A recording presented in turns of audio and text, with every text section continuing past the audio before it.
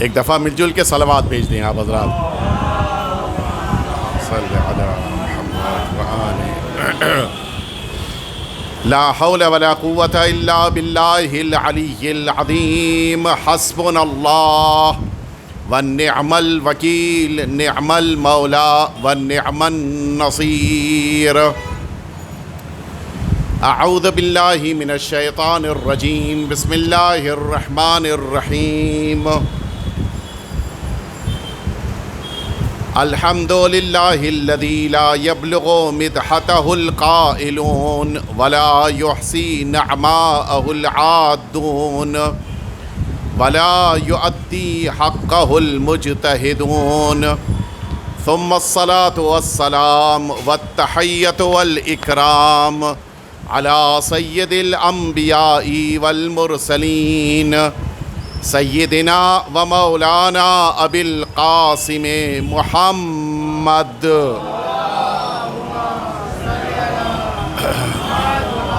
صلی اللہ علیہ وعلی اہل بیتہ الاطیبین الانجبین الذین اذہب اللہ عنہم الرجس وطہرہم تطہیرا.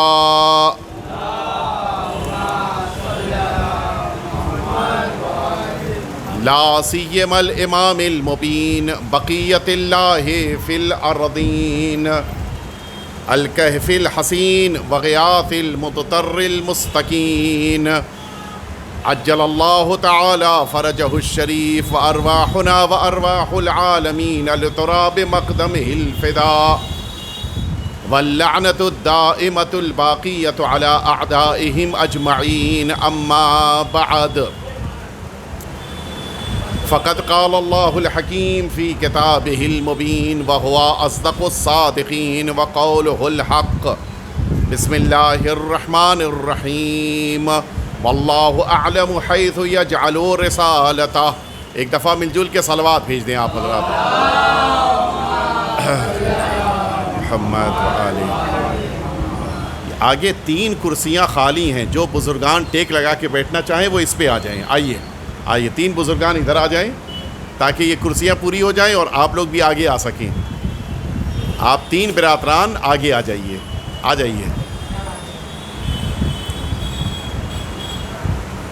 مل جل کے صلوات بھیج دیجئے آپ حضرات. آئیے بیٹھیے. اس کو بھی لگائیں.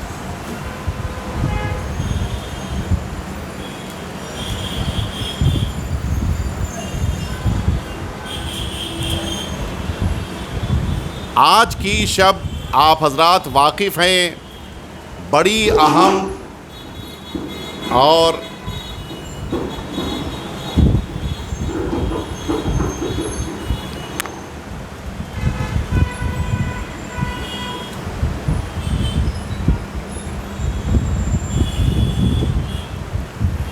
آج کی شب بڑی اہم اور بڑی ہی بابرکت رات ہے اور آپ حضرات آج کی شب یہاں پر جمع ہوئے ہیں تاکہ ان برکتوں میں سے جتنی مقدار میں ہمارے لیے ممکن ہو آج آپ بھی برکت حاصل کر سکیں.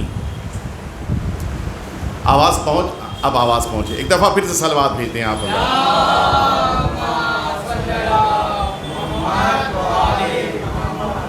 یہ جو برکتیں اللہ رب العزت نے آج کی رات قرار دی ہیں ان برکتوں میں سے ایک برکت یہی ہے کہ آج آپ کو اللہ آپ کی دعاؤں کی قبولیت اور آپ کی دعاؤں کو مقبولیت عطا کر رہا ہے. آج کی رات اللہ بندوں کی دعاؤں کو قبول کرتا ہے، بس مانگنے والا چاہیے ہے.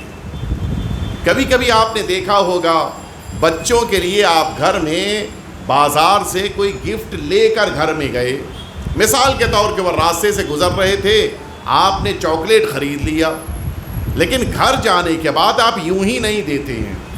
بچوں سے کہتے ہیں کہ بتاؤ مثلا فلاں دعا تم کو یاد ہے کہ نہیں یاد ہے، سناؤ تمہیں چاکلیٹ دوں گا. مقصد دعا سننا نہیں ہے، مقصد یہ ہے کہ وہ چاکلیٹ دے دی جائے، کسی بھی شکل میں دے دی جائے. اسی لیے آپ نے پوچھا تھا، اس نے نہیں صحیح بتایا کہ اچھا پھر بھی میں تمہیں چاکلیٹ دے رہا ہوں. آج کی رات وہی صورتحال ہے. اللہ رب العزت چاہتا ہے کہ اپنے بندے کو عطا کرے، بس دیکھنا یہ چاہتا ہے کہ مانگنے والا کون ہے. لہٰذا آج مانگنے میں کوئی کمی نہیں کیجیے گا. جو دعا، جو تمنا، جو آرزو، جو التجا آپ اللہ کی بارگاہ میں کرنا چاہیں وہ آج کی شب آپ ضرور کریں. میرے پاس وقت محدود ہے، مجھے چند جملے امام کی حیات طیبہ سے متعلق عرض کرنے ہیں اور اس کے بعد آپ کے سوالات ان کے جواب دینے ہیں. تو یہ جو 20 منٹ میرے پاس ہے اس میں میں چاہتا ہوں کہ ایک سیرت ہمارے آقا اور مولا امام حسن مجتبی علیہ الصلاۃ والسلام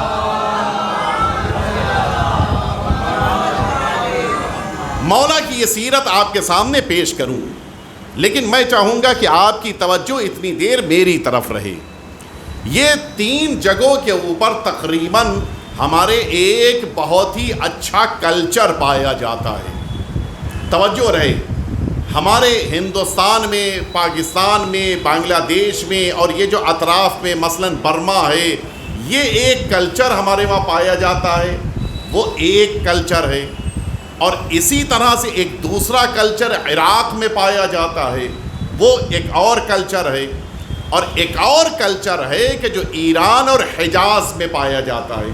حجاز یعنی پورا یہ سعودی عربیہ اور اس سے متصل جتنے ممالک ہیں جہاں جہاں کے اوپر شیعہ حضرات رہتے ہیں، وہاں پر ایک کلچر پایا جاتا ہے.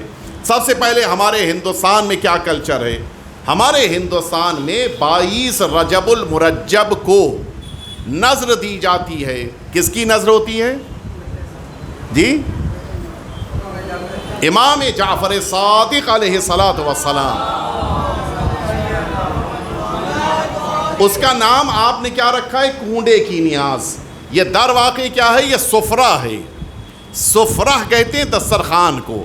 یہ ہمارے چھٹے امام کا دسترخوان ہے جو ہمارے ہندوستان میں تمام مؤمنین نہیں، تمام مسلمان بچھاتے ہیں. یہ الحمدللہ یہ بہت بڑا اللہ کا انتظام ہے اور اہتمام ہے کہ مولا کی برکتیں حاصل کرنے کے لیے سارے مسلمان وہ سفرہ بچھاتے ہیں.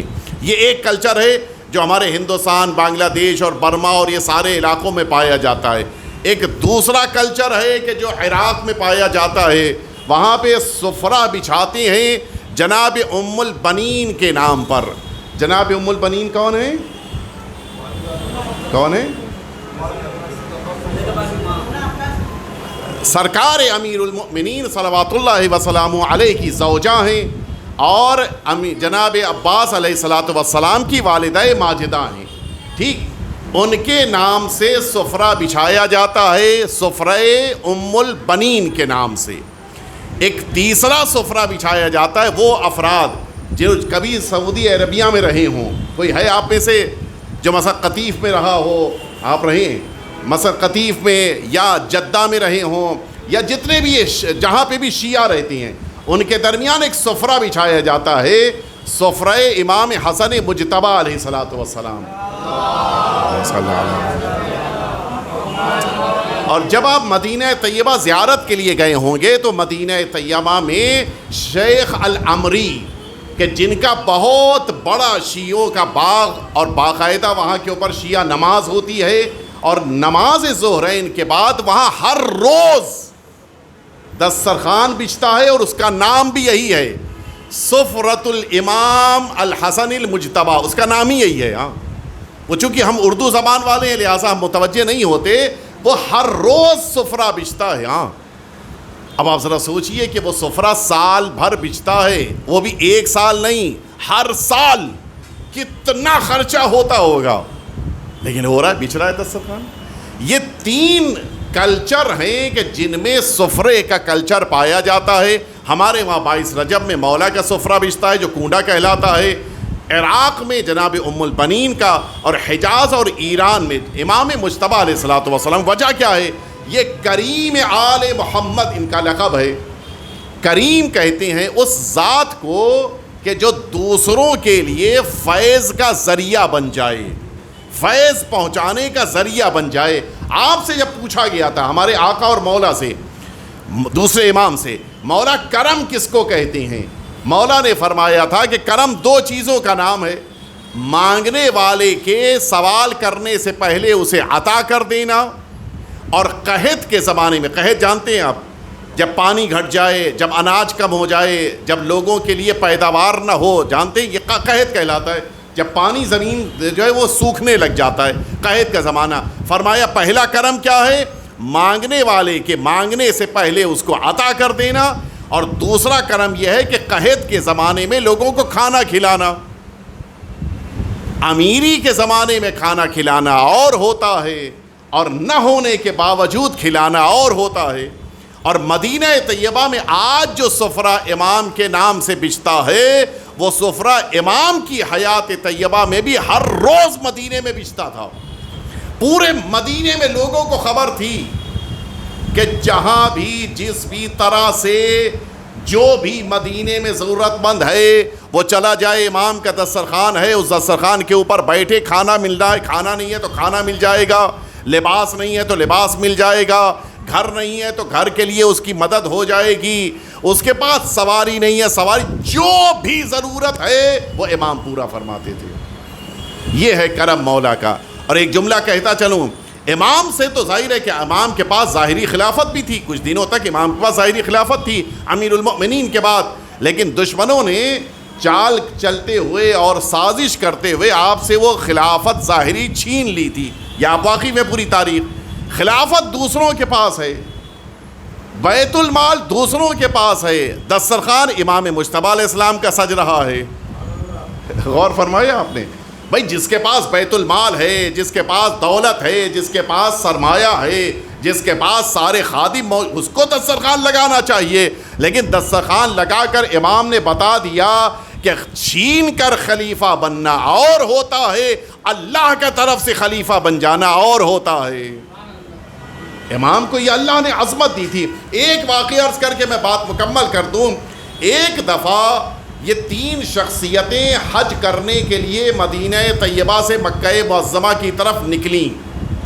ایک امام حسن مجتبی علیہ السلام جو ہمارے دوسرے امام ہیں، دوسرے امام حسین صلوات اللہ وسلام علیہ جو ہمارے تیسرے امام ہیں. صلوات بھی دیں آپ اللہ.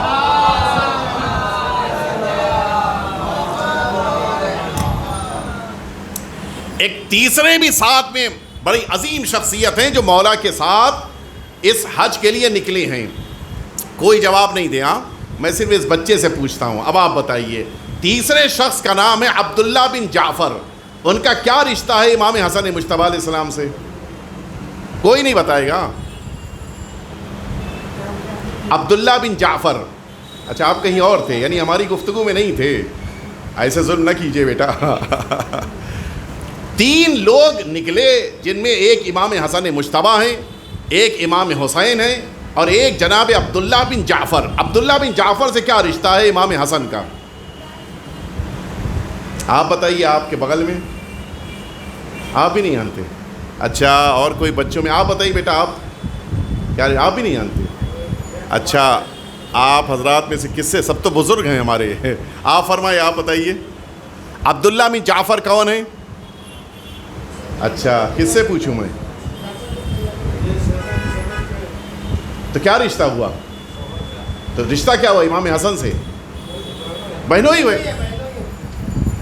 امام حسن علیہ السلام کے بہنوئی ہیں جناب عبداللہ بن جعفر. یہ پورے مدینے میں سخی مشہور تھے. ہاں روایتوں میں ہے کہ آج بھی مدینہ طیبہ میں جناب عبداللہ بن جعفر کی قبر پہ بیٹھ کر دعا کی جائے تو آج بھی دعا قبول ہوتی ہے. اتنے سخی تھے اپنے زمانے کے.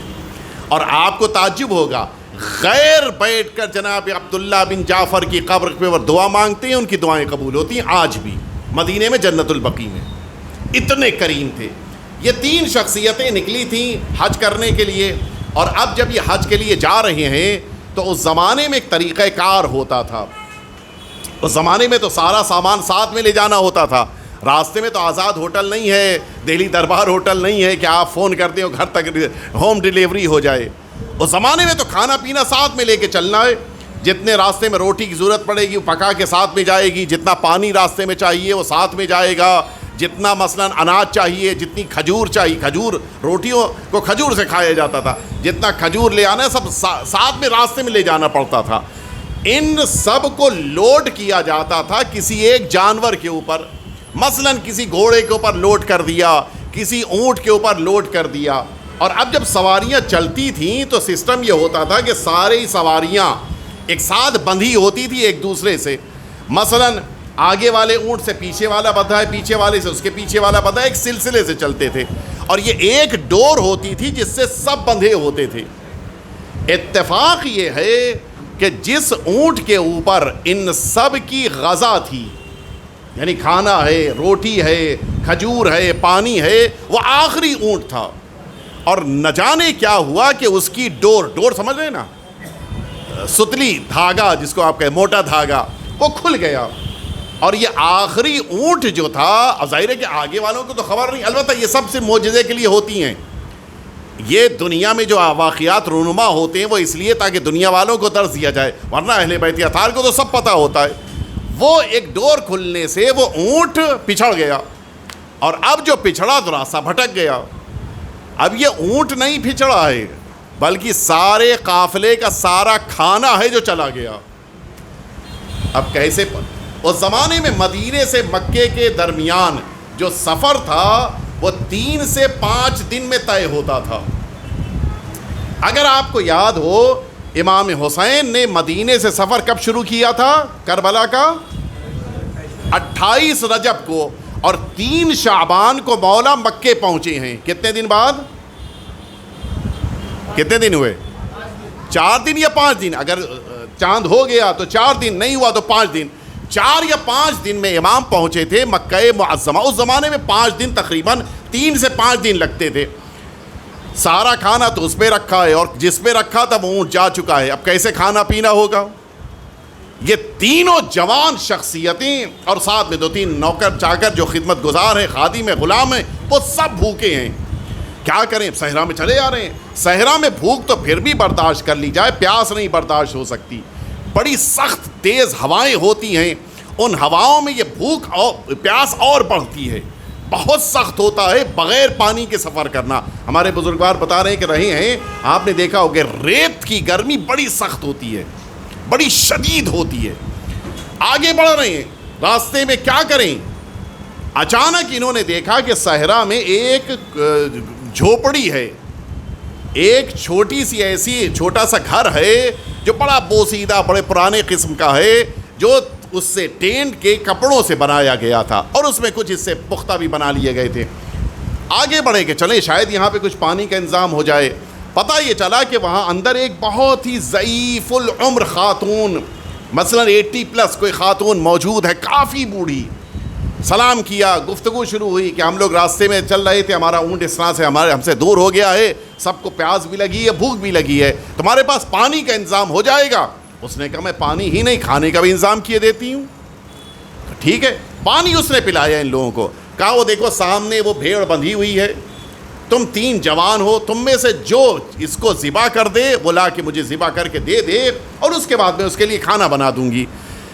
ان تینوں میں آقا امام حسن علیہ الصلوۃ والسلام آگے بڑھے اور انہوں نے اس بھیڑ کو ذبح کر دیا، لا کے غلاموں نے اس کو صاف کیا، لا کے دے دیا، اور پھر اس بڑھیا نے کھانا بنایا۔ کھانا بنانے کے بعد اس نے امام کی خدمت میں پیش کیا۔ ان 2 شہزادوں نے، اماموں نے، اور جناب عبداللہ نے اور بقیہ غلاموں نے، سب نے کھایا۔ اس کے بعد اب امام حسن کا کرم دیکھیے، کیا دیں؟ فرمائے دیکھو میں تو ابھی ہم تینوں حج پہ جا رہے ہیں، ہم ابھی تو تمہیں کچھ نہیں دیں گے، ہم جب حج سے واپس آئیں گے تو ہم فلاں تاریخ کو مدینہ طیبہ پہنچ جائیں گے، اس تاریخ کے بعد کسی دن بھی مدینے آ جانا، تمہیں اتنا عطا کریں گے کہ پھر تمہیں دنیا میں کسی کی ضرورت نہیں باقی رہ جائے گی۔ اس بڑھیا نے کہا ٹھیک ہے، آپ ہیں کون؟ اچھا یہ بھی کرم دیکھیے، نہیں کہا کہ میں رسول کا شہزادہ ہوں، عالم اسلام کی روح و جان ہوں، میں تو سارا دین اور سارا اسلام میرا ہے، کچھ بھی نہیں کہا میرا نام حسن ہے، یہ میرا چھوٹا بھائی حسین ہے، ان کا نام عبداللہ ہے، بس اس زمانے میں انکسار کی یہ مثال آپ کو نہیں ملے گی. اس زمانے میں لوگ اپنا پورا خاندان گنا دیتے تھے. میں فلاں ہوں، فلاں کا بیٹا ہوں، میرے دادا فلاں ہیں، ان کے والد فلاں، ان کے والد، پورا خاندان لوگ بتا دیتے تھے. کچھ بھی نہیں، میں حسن، میرا بھائی حسین اور یہ عبداللہ ہیں، بس. مدینے آ جانا، ہم بنی ہاشم میں سے ہیں، کسی سے بھی پوچھ لینا مدینے میں، وہ تمہیں بتا دے گا، تم آ جانا. مولا گئے، حج کیا، واپس پلٹے، مدینہ طیبہ آ گئے. اور ظاہر ہے کہ اب جب حج کے لیے وہاں پہنچے، سارے انتظامات وہاں ہو چکے تھے. واپسی میں اب وہ مشکل ہی نہیں رہ گئی کھانے پینے کی. واپسی میں آ گئے مدینہ طیبہ. اس کے کچھ ہی دنوں کے بعد اسی علاقے میں، جس علاقے میں وہ بڑھیا رہتی تھی، خشک سالی ہو گئی، قحط پڑ گیا. ابھی جو لفظ میں نے سمجھایا تھا کہ جب پانی زمین نگلنے لگ جائے اور زمین پہ پانی سوکھنے لگ جائے، پورا علاقہ خشک ہو گیا. اس زوجہ نے اپنے شوہر سے کہا کہ یاد ہے اس دن تم نے پوچھا تھا کہ وہ کس کو تم نے کھلایا تھا؟ وہ بھیڑ میں نے بتایا تھا، 3 مہمان آ گئے تھے، ہم نے کھلا دیا تھا، وہ مدینے کے رہنے والے تھے. اور چلیں مدینے چلتے ہیں، یہاں صحرا میں تو ذرا مشکل ہو رہی ہے، قحط پڑ گیا ہے، چلیں مدینے چلتے ہیں، ان سے کچھ مانگا جائے، شاید کچھ مل جائے. شوہر ظاہر ہے کہ جب بڑھیا تھی تو اس کا شوہر تو اور بوڑھا ہوگا. یہ دونوں واپس آئے. وہ بوڑھا اس دن کہیں گیا ہوا تھا. یہ دونوں مدینہ طیبہ آئے. اچھا، یہ اتنی بوڑھی تھی کہ اس کو امام حسن علیہ السلام کا چہرہ بھی نہیں یاد تھا، اتنی بوڑھی تھی. جیسے ہی مدینہ طیبہ میں داخل ہوئے یہ دونوں شوہر زوجہ، اچانک دیکھا کہ خوبصورت شہزادہ سامنے آیا، اور آنے کے بعد پوچھا کہ آپ نے مجھے پہچانا؟ کہا نہیں، میں نے تو نہیں پہچانا. کہا آپ کو یاد نہیں ہے؟ میں وہی ہوں کہ جن 3 کے لیے آپ نے اپنی بھیڑ کو قربان کر کے کھانا تیار کر کے کھلایا تھا. اچھا، کون ہو تم تینوں میں؟ کہا میں حسن ہوں. اور آپ نے ایک دونوں اس پہ بیٹھے ہوئے تھے، گھوڑے پہ بیٹھے تھے، دونوں کا گھوڑا لیا، اپنے بیت الشرف میں لے کے آئے، اور پہلا جملہ یہ فرمایا کہ آج کے بعد یہ گھر تمہارا ہے، جتنے دن تم رہنا چاہو مدینے میں، یہ گھر تمہارا ہے، تمہیں کہیں جانے کی ضرورت نہیں ہے. نہ کھانے کی پریشانی ہوگی، نہ کپڑے کی پریشانی ہوگی، نہ رہنے کی پریشانی، کوئی بھی تمہیں پریشانی نہیں ہے. آج کے بعد یہ تمہارا گھر ہے. اس کے بعد آپ نے غلام کو حکم دیا، وہ اندر سے گیا. اس کے بعد 1000 اشرفی لے کے آیا، کہ یہ 1000 اشرفی آج کے بعد تمہاری امانت. اور اس کے بعد مولا نے ایک ورقہ لکھا، اس پہ لکھا ہوا تھا کہ یہ 1000 بھیڑیں ہیں، آج کے بعد سے یہ شوہر زوجہ اس 1000 بھیڑوں کے مالک ہیں. اور امام کے گھر میں یہ قیام پذیر رہے اتنے دنوں تک. ایک دن امام نے فرمایا کہ میرے بھائی حسین بھی تمہیں یاد کر رہے ہیں، جاؤ ایک بار ان سے بھی مل کے آؤ. یہ دونوں شوہر زوجہ گئے امام حسین علیہ السلام کی خدمت میں. امام نے آپ کو مہمان بنایا، اور اس کے بعد فرمایا کہ میرے بڑے بھائی نے 1000 بھیڑیں دی ہیں، میں اس سے زیادہ نہیں دے سکتا. بھائی کا احترام یہ ہے کہ میں اتنا ہی تمہیں دوں. 1000 بھیڑیں امام حسین نے دیے، 1000 اشرفی امام حسین نے عطا کی. کچھ دن ان کے وہاں رہے. اس کے بعد فرمایا کہ میرے عبداللہ نے بھی تم لوگوں کو یاد کیا ہے، جاؤ ان سے بھی ملاؤ. جناب عبداللہ کے پاس آئے، انہوں نے بھی کہا کہ میں امام حسن کے احترام میں 1000 ہی تمہیں دوں گا. 1000 اشرفی، 1000 بھیڑیں دیں. اس کے بعد یہ دونوں پھر آ کر امام حسن کے مدتوں مہمان رہے. جملہ یہاں پر ہے، توجہ دیجئے گا. جب یہ بہت دنوں کے بعد مدینے سے اپنی گھر کی طرف واپس پلٹے تو اس وقت ان کے پاس 3000 بھیڑیں اور 3000 اشرفی تھی. غور فرمایا آپ نے؟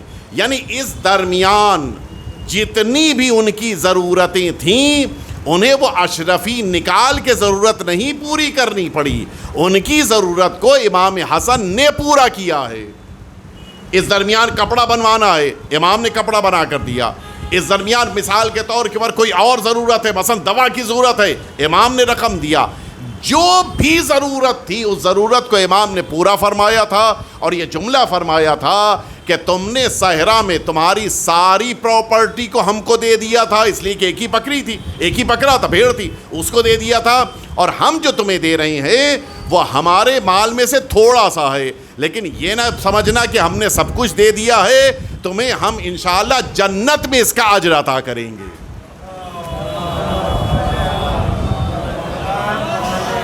نہیں، اگر ایسی صلوات ہے تو نہ بھیجیے گا.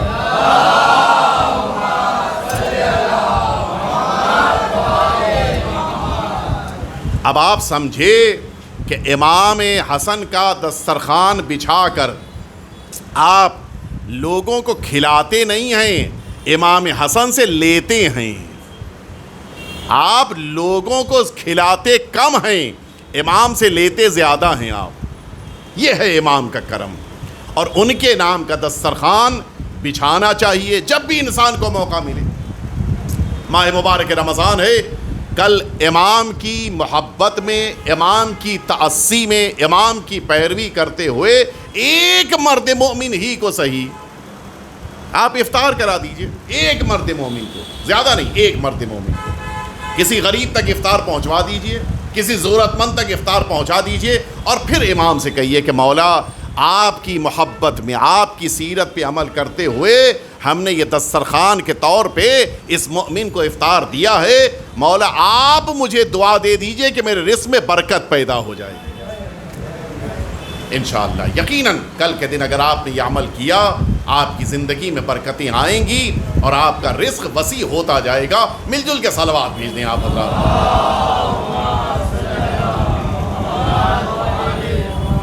اب آپ فرمائیے کیا سوالات ہیں آپ حضرات کے، کہ جو سیٹرڈیز کے سیشن میں آپ حضرات کے لیے وقت رکھا جاتا ہے کہ آپ سوال پوچھیں گے اور ان سوالات کے جواب آپ کو دیے جائیں گے.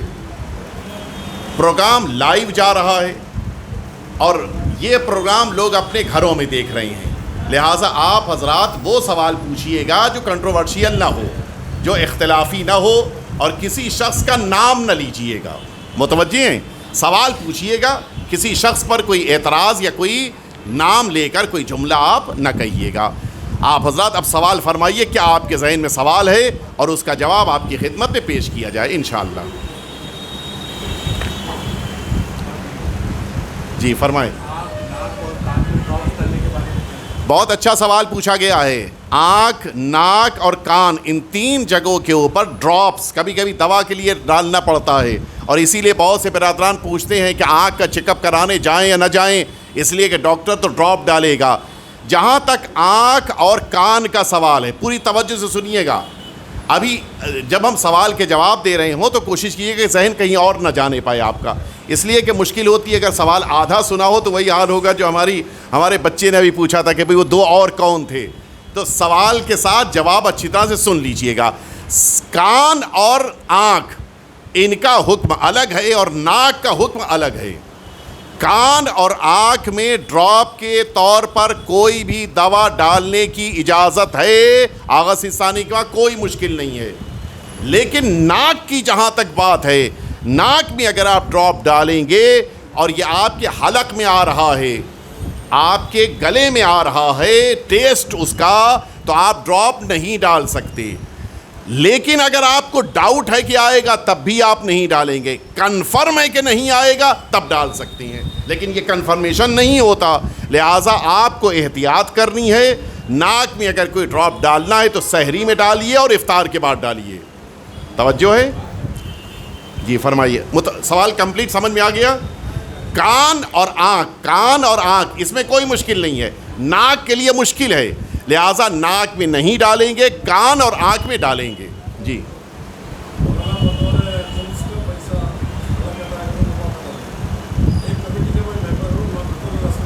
صلوات اللہ وسلم.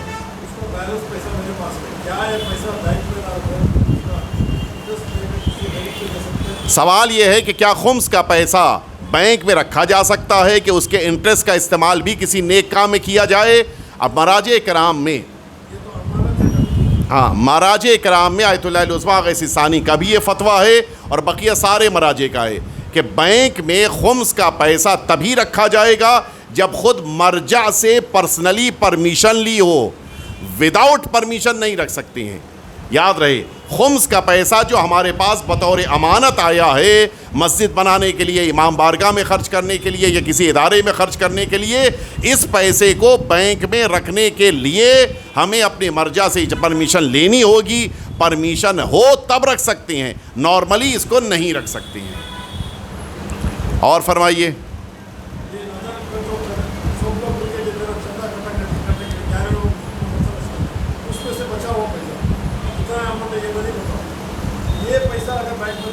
بالکل نہیں رکھ سکتے. اس کی وجہ یہ ہے، سن لیجئے میری بات پوری طرح سن لیجئے گا، یہ مسئلہ بہتوں کے ساتھ ہے، صرف آپ کا مسئلہ نہیں ہے، بہت ساری جگہوں کے اوپر پیسہ کلیکٹ کیا جاتا ہے. سوال پہلے عرض کر دوں میں، اس لیے کہ جو لائیو سنے ان تک بات پہنچ جائے. کبھی کبھی ایسا ہوتا ہے، انہوں نے سوال یہ پوچھا ہے کہ یہ جو بقیہ کنٹریبیوشن کا پیسہ آتا ہے کیا اسے بینک میں رکھا جا سکتا ہے یا اس کو کسی اور کام میں یوز کیا جا سکتا ہے؟ بالکل نہیں ہو سکتا، یہ توجہ رہے. مثلا یہ 5 مومنین بیٹھے ہوئے ہیں، ان 5، صرف مثال دے رہا ہوں، ان 5 نے پیسہ دیا کہ مثلا محفل خراسان میں افطاری کی جائے. انہوں نے جو پیسہ دیا تھا مثلا 5000، افطاری ہو گئی 4500 کی، 500 روپے بچ گئے.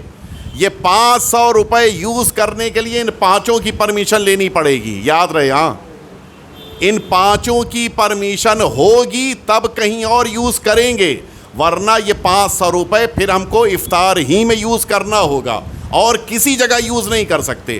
حتیٰ آپ توجہ سے سنیے، اسی لیے میں تمام برادران جو ادارے والے ہیں، اکثر میرے ساتھ جو گفتگو تھی میں ان کو سمجھاتا ہوں، جب کلیکشن کر رہے ہوں تبھی آپ پیسہ جس سے لے رہے ہیں اس سے یہ بتا دیجئے کہ اگر بچ گیا تو کہیں اور بھی صحیح کام میں ہم یوز کریں، اس کی آپ اجازت دے دیجئے.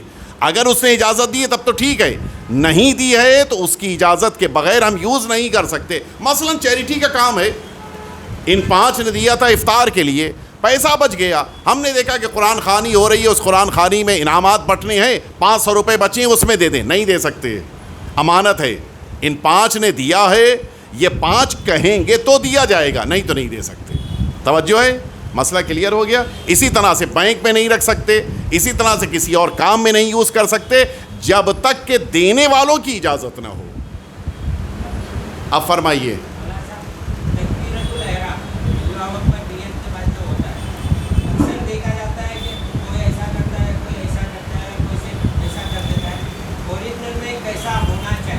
سوال یہ ہے کہ یہ جو تکبیرۃ الاحرام ہم کہتے ہیں، نماز میں ہم متعدد دفعہ تکبیر کہتے ہیں. کچھ تکبیریں مستحب ہیں اور ایک تکبیر واجب ہے. وہ جو پہلی تکبیر ہے وہ تکبیرۃ الاحرام کہلاتی ہے، جو نماز کی اسٹارٹنگ میں نیت کرنے کے بعد ہوتی ہے. اس کے علاوہ بقیہ جتنی بھی تکبیریں ہیں وہ سب مستحب ہیں. ان مستحب تکبیروں میں مستحب ہے کہ ہاتھ کان تک جائے، لیکن واجب نہیں ہے. لیکن تکبیرۃ الاحرام میں ہمارے لیے واجب ہے کہ ہمارا ہاتھ کان تک آئے. وہ جو صورت ہے وہ مختلف ہے، جیسا ہمارے بھائی نے کہا، کچھ لوگ کان تک ہاتھ لاتے ہیں، کبھی کبھی ہاتھ جھکا ہوتا ہے، کبھی کبھی کان سے اوپر چلا جاتا ہے، کبھی کبھی جو سینے کے برابر ہوتا ہے. جو مستحب ہے وہی مستحب ہے کہ یہ ہمارے ہاتھ کا انگوٹھا یہ کان کے برابر ہو اور اس کے آس پاس ہو، یعنی بالکل ضروری نہیں کہ اوپر ہی، اس کے آس پاس بھی ہو سکتا ہے. وہاں تک ہاتھ جائے اور یہ ہاتھ کھلا ہوا ہونا چاہیے، پنجے کی طرح سے یہ ہاتھ کھلا ہوا ہو، یہ کان کے قریب آئے اور اس کے بعد اللہ اکبر کہیں تب یہ ہاتھ نیچے آئے. اللہ اکبر کہتے ہوئے ہاتھ نیچے نہیں آئے گا، اللہ اکبر اب نیچے آئے گا. متوجہ ہوئے؟ تکبیرۃ الاحرام کے دوران یہ ہمارے ہاتھ کا انگوٹھا کان کے پاس ہونا چاہیے، پنجے کھلے ہوئے ہونے چاہیے، کان کے برابر یہ ہمارا ہاتھ ہونا چاہیے، اور تکبیرۃ الاحرام کہہ لینے کے بعد ہاتھ نیچے آنا چاہیے. اتنی جلدی میں نہ ہو کہ ہاتھ پہلے نیچے آ گیا تکبیرۃ الاحرام بعد میں مکمل ہو، ایسا نہیں ہونا ہے. اب فرمائیے اگلا سوال. سوال یہ ہے کہ خمس کے پیسے سے مسجد بنائی جا سکتی ہے، صرف ایک شرط پہ بنائی جا سکتی ہے کہ آپ جس مجتہد کی تقلید کرتے ہیں انہوں نے آپ کے خمس کے لیے پرمیشن دی ہو کہ اس پیسے کو آپ اپنی مسجد میں لگا سکتے ہیں. اگر خمس کی اجازت مرجع نے دی ہے کہ آپ مسجد میں یوز کریں تو ٹھیک ہے، نہیں تو نہیں.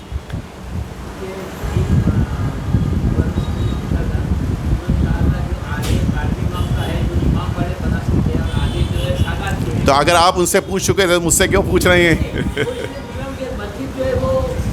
بالکل مطمئن رہیں کہ سہم امام کو مرجع کی اجازت کے بغیر آپ استعمال نہیں کر سکتے. اب کوئی کچھ بھی کہے، اب اگر کل کو میں ممبر سے اتر کے یہ کہہ دوں کہ مثلا مجھے کو دے دو، نہیں دے سکتے آپ. سہم امام کو مرجع کی اجازت ہی سے یوز کرنا ہے، چاہے کہیں بھی یوز کریں آپ، کہیں بھی مرجع جہاں کہے گا وہاں پہ، چاہے وہ امام باڑے کے لیے کہے، چاہے وہ مسجد کے لیے کہے، چاہے وہ جہاں کے لیے کہے، وہاں آپ کو یوز کرنا ہے. بس اس کا قاعدہ بس یہی ہے، ایک قاعدہ ہے کہ سہم امام مرجع کی اجازت سے یوز ہوگا، بس اور کچھ نہیں. جی فرمائیے سوال. کوئی سوال نہیں؟ الحمدللہ. جی فرمائیے. جی جی فرمائیے. انسان جاتا ہے سعودی عرب کو اپنے روزگار کے لیے، اس دوران کیا وہ عمرہ کر سکتا ہے؟ چلیے، یا حج کر سکتا ہے؟ چلیے، اگر انسان پر حج واجب ہو گیا ہے تو حج تو کرنا ہی کرنا ہے. اگر عمرہ اس کے لیے موقع مل رہا ہے تو مستحبی عمرہ تو اس کو کرنا ہی کرنا ہے. اس میں تو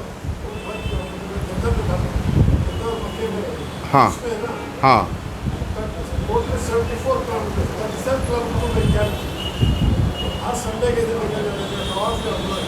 بہت اچھا ہے. انسان اگر سعودی عربیہ میں رہتا ہے تو اس کے لیے بہترین موقع ہے. وہ اگر حج پہ جا سکتا ہے تو حج پہ جائے, اگر عمرے پہ جا سکتا ہے تو عمرے پہ جائے. لیکن یاد رکھے کہ حج جو اس فقہ جعفری کے مطابق ہے اس کو انجام دینا ہے, عمرہ جو فقہ جعفری کے مطابق ہے اسے انجام دینا ہے. کہیں ایسا نہ ہو کہ ان کے ساتھ رہنے کی بنا پر ہم کچھ واجبات کو چھوڑ دیں کہ جو ہماری زندگی کے لیے سختی کا سبب بن جائے, جیسے طواف نساء ہے. جی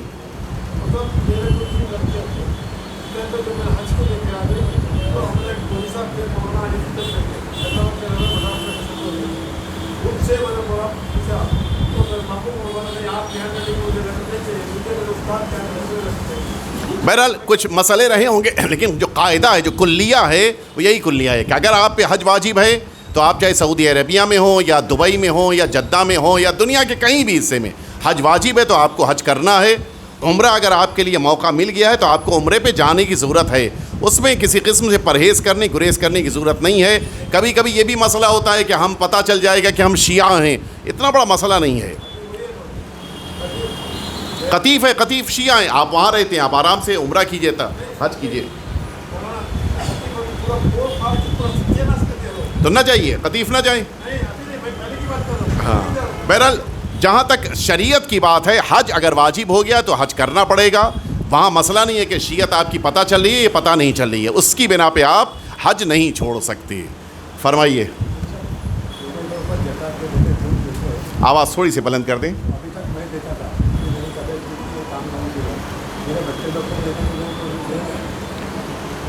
میں سوال نہیں سمجھ پایا آپ کا.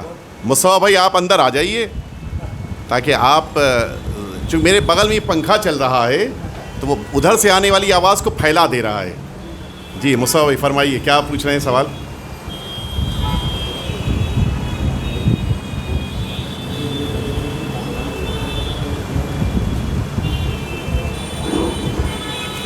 سوال ہے, گولڈ کے اوپر یہ فیس دیتے تھے جی, لیکن ابھی ان کی طبیعت ٹھیک نہیں ہے, اور تو کیا ان کا بیٹا وہ کنٹینیو کر سکتا ہے اس؟ سوال یہ ہے کہ کیا گولڈ کے اوپر جو خمس دیتے تھے, سونا ابھی بھی ان کے پاس ہی ہے. آپ سونا کس شکل میں, بسکٹ یا جویلری؟ سوال یہ ہے, سوال پہلے سن لیجئے اس کے بعد جواب کی طرف ہم آتے ہیں. سوال یہ ہے کہ اگر ہمارے پاس داغینہ رکھا ہے, سونا رکھا ہے داغینے کی شکل میں, جویلری کی شکل میں, اس پر ہم خمس دیتے تھے, ہم آج بھی بیمار ہیں تو کیا ہمارے بیٹے کو بھی خمس دینا ہے؟ پہلی بات میں کلیئر کر دوں کہ داغینے پر خمس نہیں ہے. داغینہ اگر لیڈی کے پاس اس ایج میں ہے کہ جس ایج میں نارملی لیڈیز داغینہ یوز کرتی ہیں تو ان کو خمس نہیں دینا ہے. لیکن اگر وہ اتنی زیادہ عمر ہو گئی ہے, مثلا 80+ ہو گئی ہیں کہ جہاں پہ سماج میں نارملی اس ایج میں جانے کے بعد داغینہ اگر یوز نہیں ہوتا اور رکھا رہے گا تو خمس دینا ہے. لیکن اگر اس ایج میں پہنچنے کے بعد بھی اس سوسائٹی میں پہنا جاتا ہے اور لیڈی پہن رہی ہے یا نہیں بھی پہن رہی, پہنا جاتا ہے سوسائٹی میں, خمس نہیں دینا ہے. جہاں تک اس مال پر ہے کہ جو سونے کے سکے کے اوپر خمس واجب ہے, تو سونے کے اس سکے پر خمس واجب ہوتا ہے کہ جو معاشرے میں چلتا ہو, یعنی جس سکے کو دے کر آپ کو سامان خرید سکتے ہوں یا وہ سکہ سوسائٹی میں رواج رکھتا ہو. چونکہ آج ہمارے معاشرے میں سونے کے سکے نہیں پائے جاتے, لہٰذا اس پر خمس نہیں ہے. یہاں تک بات واضح ہے آپ کے لیے. تو آج آپ کا خمس اس پر واجب نہیں ہے. اور جہاں تک اگر ایک بار خمس کسی مال پر دے دیا جاتا ہے, اس مسئلے کو کلیئرلی سمجھ لیجئے گا, جس مال پر ایک بار خمس دے دیا جاتا ہے پھر اس پر دوبارہ خمس نہیں واجب ہوتا اگر وہ آپ کے پاس رہے تو. مثال کے طور کے اوپر آپ کے پاس ایک مثلاً کچھ تپیلیاں رکھی ہوئی تھی، کچھ آپ نے یوز نہیں کیا، ایک بار آپ نے خمس دے دیا، اب وہ آپ کے پاس 50 سال رکھی رہیں گی، آپ کو اس پر خمس نہیں دینا ہے. تو ہر مال پر ایک بار خمس واجب ہوتا ہے، اس کے بعد نہیں. انہوں نے 40 سال تک ریگولر خمس نکالا ہے جویلری پر. ہو سکتا ہے معلوم نہ رہا ہو سکتا ہے معلوم نہ رہا. نہیں، اب بیک بھی نہیں جا سکتا. آپ کو اللہ کی طرف سے اجر ملے گا. ایک مرد مومن اگر کسی مال پر خمس نہ معلوم ہونے کی بنا پہ نکالتا رہا تو اس کو اس کا ثواب تو ملے گا اس کی نیت کے خالص ہونے کی بنا پر، لیکن وہ دوبارہ اس کو حساب اب آئندہ کے خمس میں نہیں کر سکتا ہے. وہ جو اس نے دے دیا وہ اللہ کی راہ میں دے دیا ہے، اس کا ثواب اس کو یقیناً ملے گا. جی فرمائیے.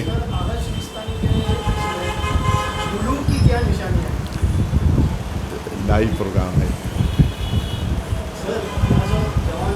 جی جی، یہ لائیو ختم ہو جائے پھر عرض کرتا ہوں انشاءاللہ. جی. مرحوم، سوال یہ ہے کہ مرحوم کا فطرہ دیا جائے گا یا نہیں دیا جائے گا. جو بچہ دنیا میں آ چکا ہے اس بچے سے لے کر آخری عمر تک زندہ رہنے والے کا فطرہ دینا ہے جو ہمارے تحت اختیار ہیں، جن کو ہم پال رہے ہیں پوس رہے ہیں. ورنہ حتیٰ ماں کے شکم میں بھی جو بچہ ہے اس کا بھی فطرہ نہیں ہے، اور اسی طرح سے جو دنیا سے انتقال کر جائے اس کا بھی فطرہ نہیں اگر غروب سے پہلے انتقال ہوا ہے تو. لیکن اگر غروب کے بعد انتقال کر جائے، مثال کے طور پر چاند دکھائی دے گیا اور خدا نخواستہ اس کے والد کا انتقال ہو گیا یا خدا نخواستہ بیٹے کا انتقال ہو گیا اور یہ باپ یا بیٹا یہ پال رہا تھا انسان، تو اس کو خمس دینا پڑے گا، اس کو فطرہ دینا پڑے گا. ورنہ اگر غروب سے پہلے، چاند نکلنے سے پہلے کوئی انتقال کر جائے تو اس کا فطرہ واجب نہیں ہوتا ان لوگوں پر کہ جن کے درمیان وہ رہ رہا تھا. انتقال کر جانے والے، مرنے والے انسان کا فطرہ واجب نہیں ہے. اور فرمائیے. اس قاعدے کو میں بزرگوار سے التماس کروں گا، اس قاعدے کو یاد رکھیے گا 1 منٹ، کہ جس مال پر ایک بار خمس دے دیا جاتا ہے پھر اس پہ دوبارہ خمس واجب نہیں ہوتا. جی آپ فرمائیے. جی جی جی، روزہ رکھنے کے بعد کیا انسان انجیکشن لے سکتا ہے؟ بہت سارے انجیکشنز ہیں، بیٹھ جائے تشریف رکھیں. بہت سارے انجیکشنز ہیں جن میں ایک دوا کا انجیکشن بھی ہوتا ہے، ایک طاقت کا انجیکشن بھی ہوتا ہے. دونوں انجیکشن لیے جا سکتے ہیں، کوئی مشکل نہیں ہے. کون سا؟ ہاں ہاں ہاں، وہ تو آپ ٹیکا لگوا رہے ہیں، ویکسین. ہاں لے سکتے ہیں، کوئی مشکل نہیں ہے. ویکسین لگوا سکتے ہیں آپ، ڈرپ چڑھوا سکتے ہیں آپ، انجیکشن لگوا سکتے ہیں. روزے کی حالت میں یہ ساری چیزیں آپ کے لیے پرمیشن دی گئی ہے. ہاں آپ چیک اپ کے لیے، ٹیسٹ کے لیے ہاں دے سکتے ہیں. آپ بلڈ سیمپل دے سکتے ہیں تاکہ آپ کا چیک اپ ہو جائے، کوئی مشکل نہیں روزہ رکھ کر. سوائے یہ کہ اسے کمزوری پیدا ہوتی ہے تو ایک الگ مسئلہ ہے، وہ سیکنڈ میٹر ہے. لیکن اگر آپ ماشاءاللہ سے صحت مند ہیں، کوئی مشکل نہیں ہے تو آپ نکلوائیے. آپ کو کمزوری کا خطرہ ہے تو آپ سورج ڈوبنے کے بعد جب روزہ افطار کر لیے تب جا کے آپ سمپل دے دیجئے. بلڈ ڈونیشن بھی کر سکتے ہیں، لیکن وہی شرط ہے کمزوری والا مسئلہ. چونکہ سیمپل میں تو ذرا سا خون لیتے ہیں، ڈونیشن میں زیادہ خون لیا جاتا ہے تو وہ عین ممکن ہے کہ آپ کے لیے بے ہوشی کا سبب بن جائے. لہٰذا آپ جانتے ہیں کہ جتنے بھی یہ بلڈ ڈونیشن والے ہیں ان کے پاس شرط یہی ہے کہ آپ روزہ نہ رکھے ہوں تب بلڈ ڈونیشن دیں گے. اسی لیے آپ جانتے ہیں کہ عاشور کے دن جو بلڈ ڈونیشن ہوتا ہے، جو کہ مومنین فاقے میں ہوتے ہیں، لہٰذا وہ منع کرتے ہیں کہ فاقہ رکھنے والے بلڈ ڈونیشن نہ کریں. جی فرمائیے.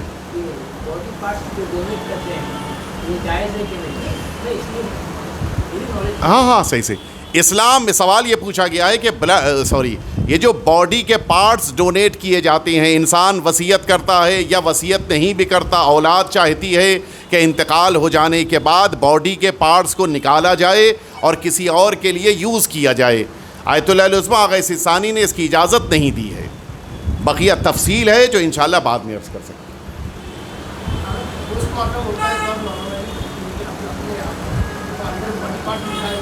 نارملی نہیں ہوتا، اس کیس میں ہوتا ہے کہ جس میں کوئی مرڈر ہو یا کسی بات کو ڈھونڈنا ہو، تلاش کرنا ہو، تو اس کے لیے اگر ہم مجبوری کی بنا پر पोस्ट मार्टम के लिए इजाज़त देना पड़े तो ठीक है, लेकिन अगर मजबूरी नहीं है और फिर भी पोस्ट मार्टम के लिए हम कह रहे हैं तो इसकी इजाज़त नहीं है। यानी दोनों में फ़र्क है। गवर्नमेंट कह रही हो कि पोस्ट मार्टम होना है तो हो जाए, ठीक है, लेकिन मैं कहूँ कि पोस्ट मार्टम मैं कराऊँगा अपने भाई का, इजाज़त नहीं है। जी फरमाइए, और क्या सवाल था?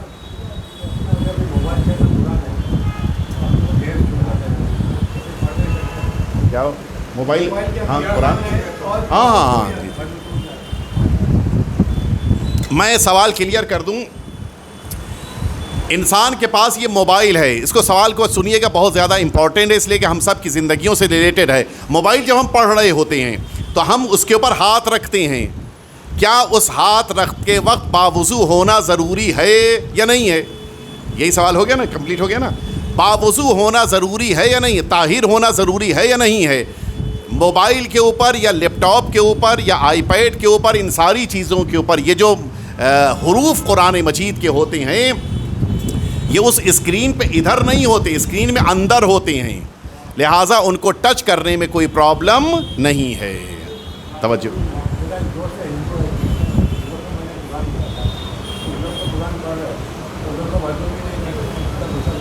अगर हमें एक सवाल ये पूछा गया कि क्या हम गैर मुस्लिम को कुरान मजीद पढ़ने के लिए दे सकते हैं, अगर हमें यकीन है कि वो कुरान की तौहीन नहीं करेंगे तो दिया जा सकता है, लेकिन अगर हमें यकीन है कि वो माज़अल्लाह कुरान मजीद को लेकर तौहीन करेगा तो उस सूरत में हम नहीं दे सकते।